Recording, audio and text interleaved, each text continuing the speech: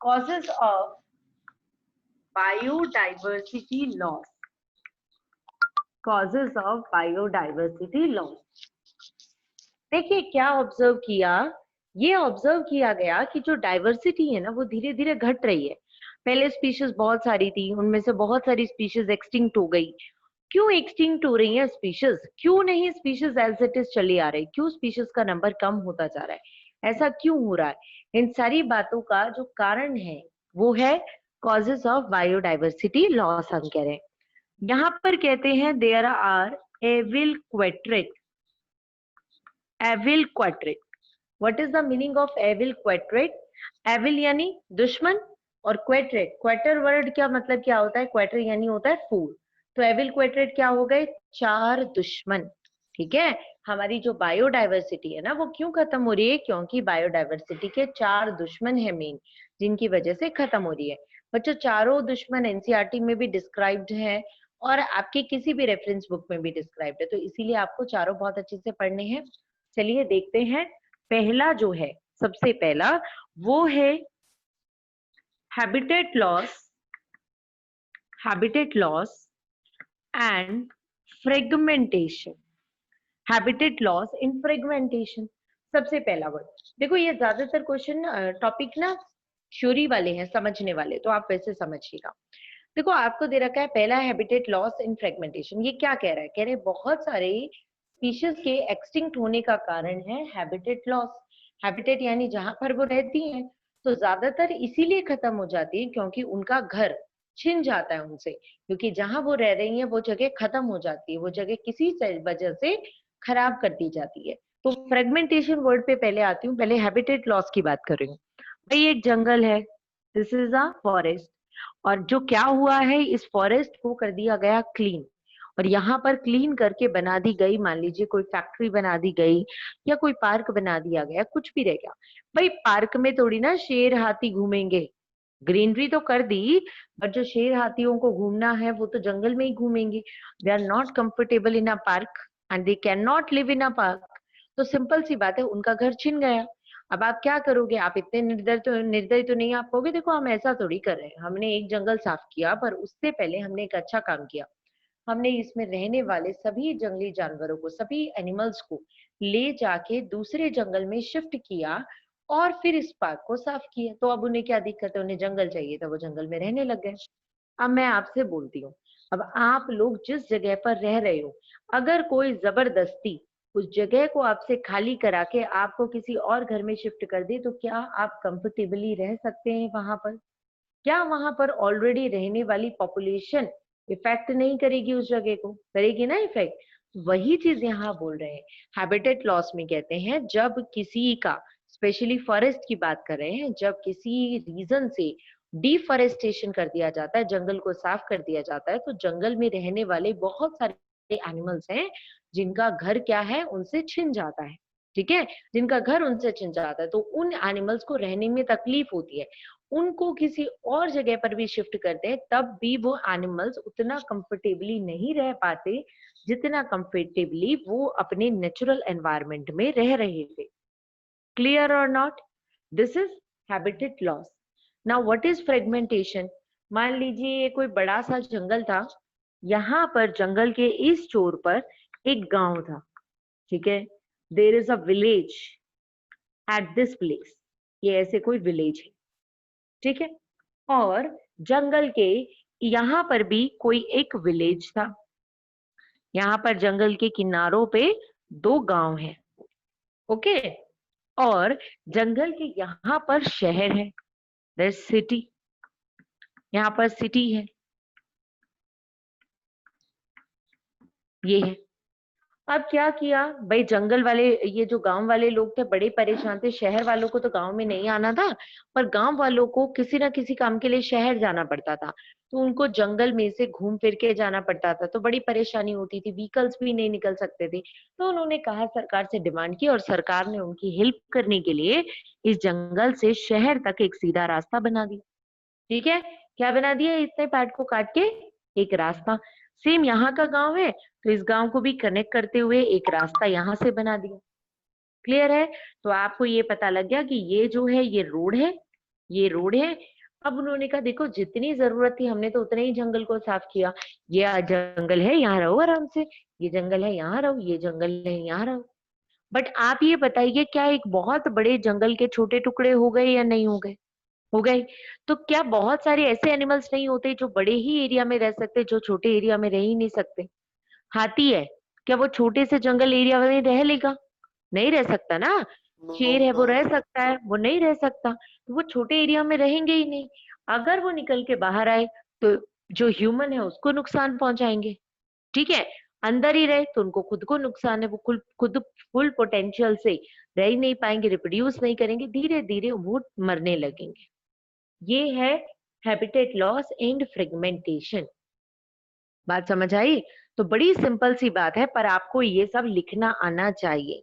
कहते हैं over population के कारण, क्योंकि पॉपुलेशन बढ़ रही है, अर्बनाइजेशन यानी कि शहरीकरण हो रहा है, कभी हॉस्पिटल बनाने के नाम पे, कभी फैक्ट्री बनाने के नाम पे, कभी कुछ और बनाने के नाम पे, and industrialisation, population, overpopulation, right, urbanisation and industrialisation, इन सारी चीजों को हर साल एडिशनल लैंड की जरूरत पड़ती है, और इन सब की लैंड की रिक्वायरमेंट को पूरा करने के लिए फॉरेस्ट की कटिंग की जाती है। ये सब आपके एनसीईआरटी की लाइंस में लिखा है, इसीलिए मैं आपसे डिस्कस कर रही हूँ। अपनी एनसीईआरटी को साथ साथ चेक कीजिए।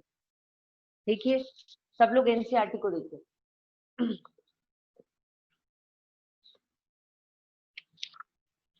इन योर एनसीईआरटी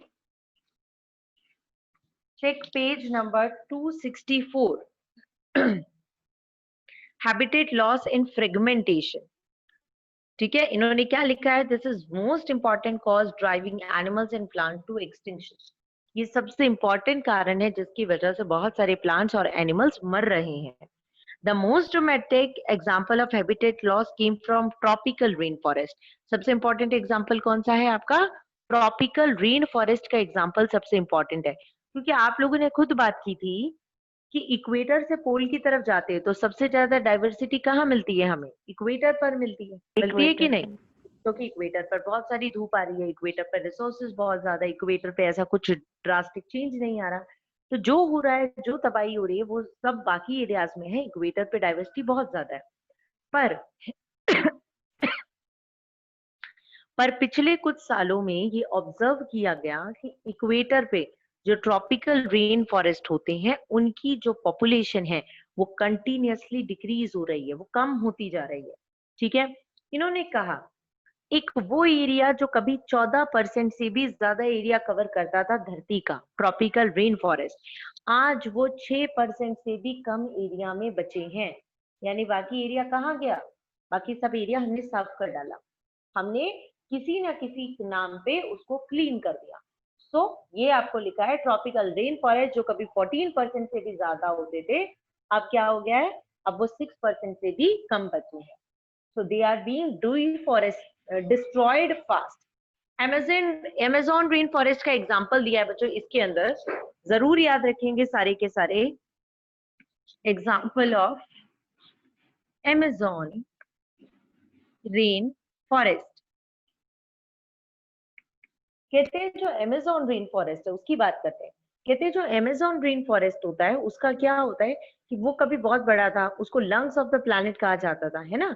और अब Amazon रेन फॉरेस्ट सोयाबीन के कल्टीवेशन के कारण उसको कंटिन्यूअसली डिस्ट्रॉय किया जा रहा है। ये आपका एक नंबर का क्वेश्चन है, why Amazon rain forest are continuously decreasing.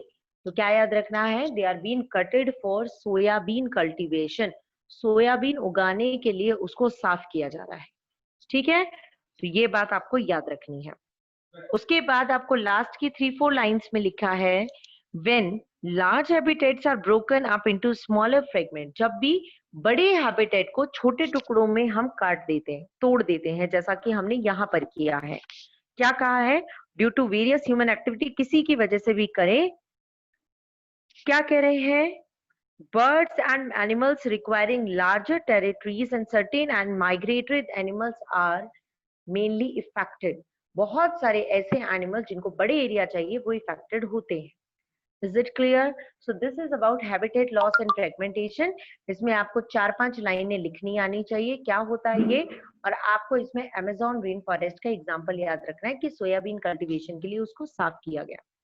कोई कंफ्यूजन है तो बोलिए, किसी भी टाइप का कोई कंफ्यूजन किसी बच्चे को? वीडियो जिनकी ऑन नहीं है वो वीडियो ऑन करके रखिए, वीडियो ऑफ करके नहीं लेक्चर अटेंड करेंगे। हाँ जी, any confusion in this point? So now let us move to the next point. अगला जो कारण आपको दिया हुआ है, आप लोग खुद देख सकते हैं एनसीईआरटी के अंदर भी आपको दिया हुआ है, second reason is over exploitation. हाँ जी मैम, यहाँ पे दिया हुआ है कि beside total loss the degradation of many habitats by pollution. Ma'am, pollution का कैसे नुकसान करता है स्पीशीज को? पहले ये बताओ कहाँ लिखा हुआ है? मैम, इसी में ही हैबिटेट लॉस एंड फ्रेगमेंटेशन में। Can you please tell me the line? हाँ हाँ हाँ हाँ हाँ मैम, बिसाइड टोटल लॉस, मिल गई। Beside total loss, the degradation of many habitats by pollution also threatens the survival of many species.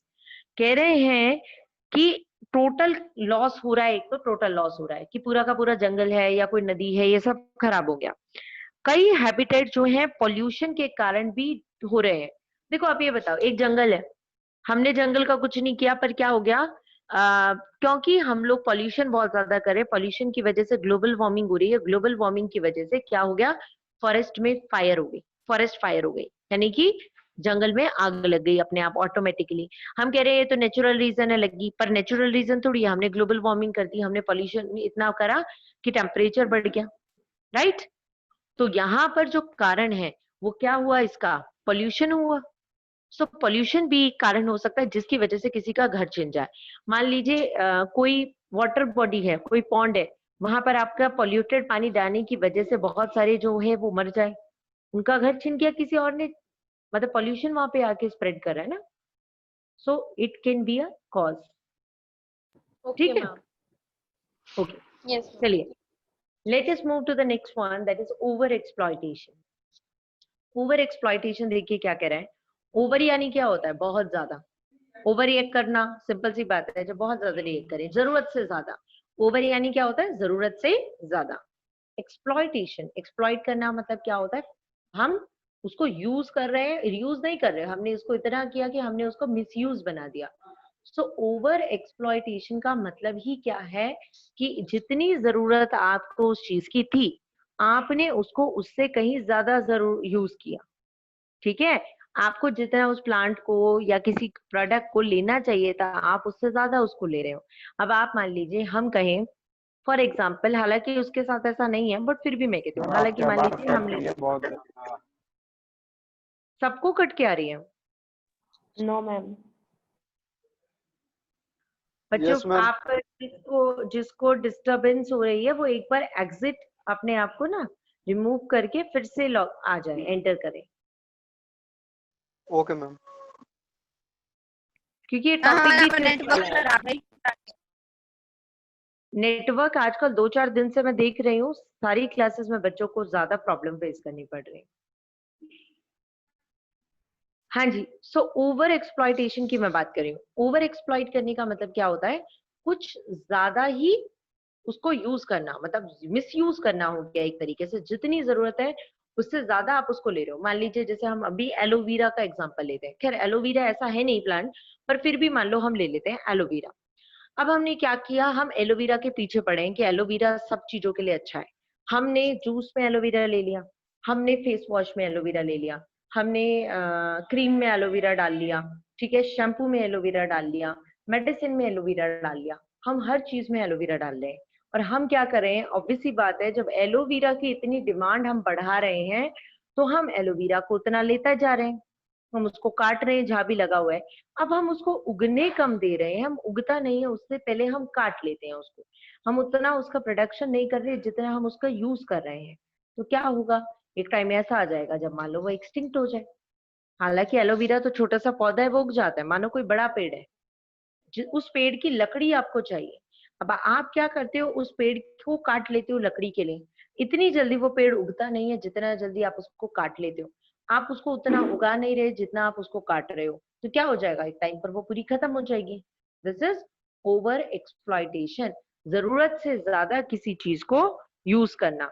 यानी कि व्हेन, इसमें लिखी भी हुई है एक NCERT line, when human needs turns into greed, जब ह्यूमन की जरूरत ना रह रह के लालच बन जाए, तो क्या करता है वो ओवर एक्सप्लॉइट करता है। आने दो, जरूरत नहीं है, पर फिर भी वो उस चीज का मिसयूज किए जा रहा है।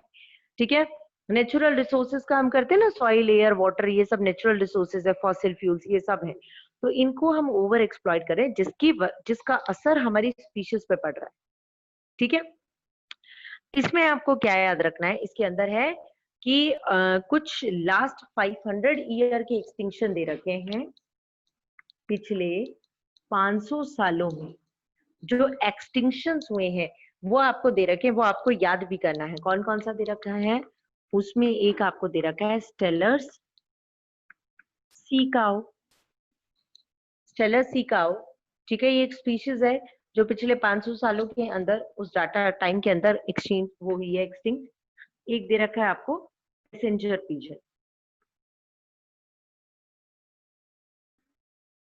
सो Steller sea cow and passenger pigeon, ये दोनों स्पीशीज एक्सटिंक्ट हुई है अपनी लास्ट 500 ईयर्स के अंदर ही। ठीक है, ये आपको याद रखना है, ये आपको क्वेश्चन इंपॉर्टेंट है, आपसे पूछा जा सकता है। क्लियर?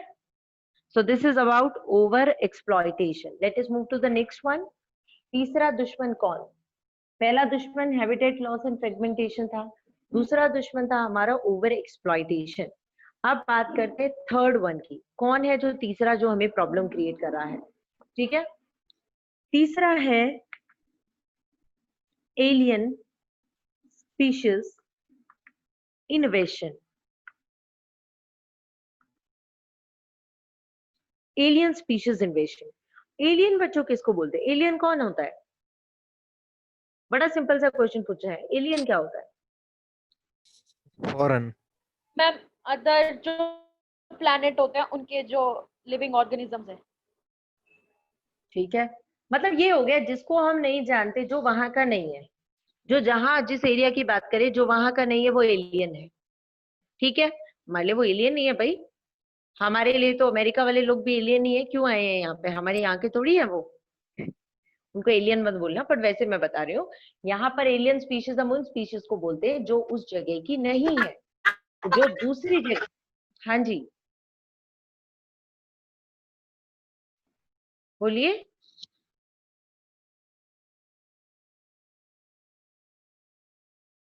चलो सुनो। सो एलियन स्पीशीज इन्वेशन का क्या मतलब है? एलियन स्पीशीज का मतलब फॉरेन स्पीशीज, ठीक है, जो स्पीशीज उस जगह की नहीं है। कई बार क्या होता है, किसी फॉरेन स्पीशीज को हम इंट्रोड्यूस कर देना तो वहां की लोकल वालों का जीना कर देती है मुश्किल। ठीक है, आप लोगों ने फर्स्ट चैप्टर में एक एग्जाम्पल पढ़ा होगा वाटर हायासिंथ का, पढ़ा था? वाटर हायासिंथ, जिसको क्या बोलते थे, जिसको हम बोलते थे terror of Bengal. Bengal. Terror of Bengal क्यों कहते थे इसको? क्या कर रहा है भैया, इसने क्या बिगाड़ा है किसी का, बताओ। वाटर मैम बॉडीज इसने एकदम रैपिड कमी ग्रोथ कर किया कि सारी रैपिड वाटर ग्रोथ बॉडीज हो जाती थी इसके एकदम, वाटर बॉडीज जिसकी वजह से ये सारा ऑक्सीजन ले लेता था और दूसरी स्पीशीज को नहीं मिलता था फिर ऑक्सीजन।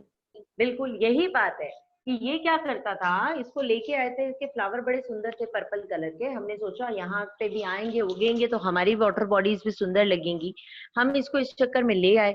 अब ये क्या है, ये फैलने लगा और इसकी वेजिटेटिव ग्रोथ थी, बड़ी फास्ट इसने अपने आप को रिप्रोड्यूस किया और पूरी वाटर बॉडी में कर लिया स्प्रेड।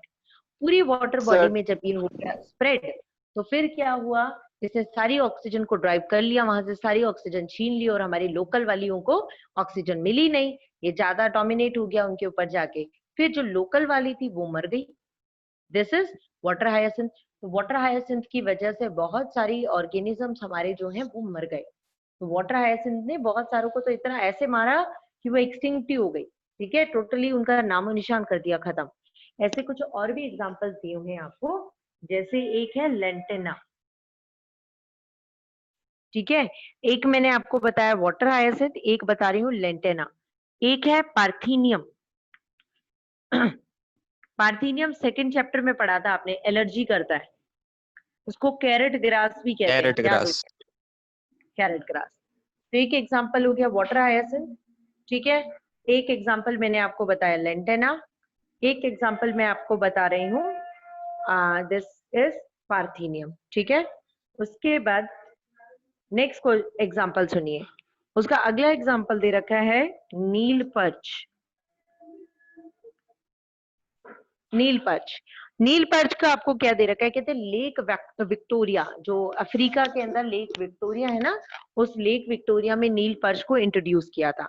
और इसने क्या किया, उस लेक की बहुत सारी फिशेस को, करीब इसकी वजह से करीब 200 स्पीशीज, किसकी, हमारी किकाइल्ड फिश की करीब 200 स्पीशीज खत्म हो गई इस नीलपर्च की वजह से, ठीक है। इसने सब कुछ फूड ले लिया होगा और वो बेचारी नहीं अपना कंपटीशन दे पा रही होंगे उसको।